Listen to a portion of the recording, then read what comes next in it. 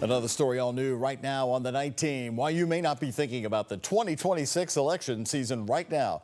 Tonight, a Louisville Democrat is starting her campaign for the seat of Jefferson County Clerk.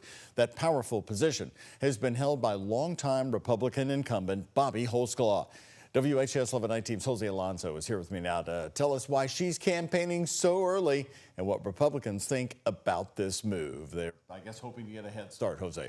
Doug, yeah, Rosalind Welch told me she's been an election worker for over a decade. And after last year's election, where some voters waited 2 hours to cast their ballot, it encouraged her to run. She admits it won't be an easy journey, as she will still have to get through the primaries and the incumbent of 27 years. That's Bobbie Holsclaw. She's the first person to announce a campaign for the next election of the Jefferson County Clerk. Getting out in front of it to make sure I can meet the entire community, right? Jefferson County is large. It's very diverse. It has a lot of different nuances. And I want to make sure that I hit every part of the county.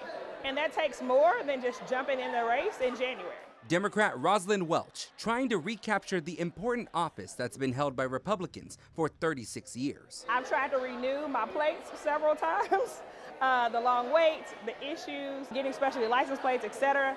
It shouldn't really take that long. I reached out to Republican incumbent Bobbie Holsclaw for comment on such an early campaign against her. She responded with no comment. But the chair of the Jefferson County Republican Party, Don Fitzpatrick, says he's not surprised. Because when you've got an incumbent who's done, in our view, a fantastic job for 27 years, you're going to have people that know that they better get out early in order to effectively compete. But we have a lot of confidence in Bobbie Holsclaw. Welch plans to use last year's Election Day meltdown, where voters had to wait 2 hours to cast their ballot, and last summer's Russian ransomware attack as campaigning points. They didn't even know what was touched until it was released by the ransom people that they had this information and that we need to pay for that. So there are some cybersecurity pieces that we have to put in place to protect our information and to protect our citizens. There was no sensitive information that was gleaned. The situation was resolved. We live in a very dynamic world when it comes to technology, and there are folks that are out there every day, and whether it came from Russia or another part of the world or somewhere in this country, there are people that are out there that are trying to create mischief, and that was an attempt, obviously, to get some money.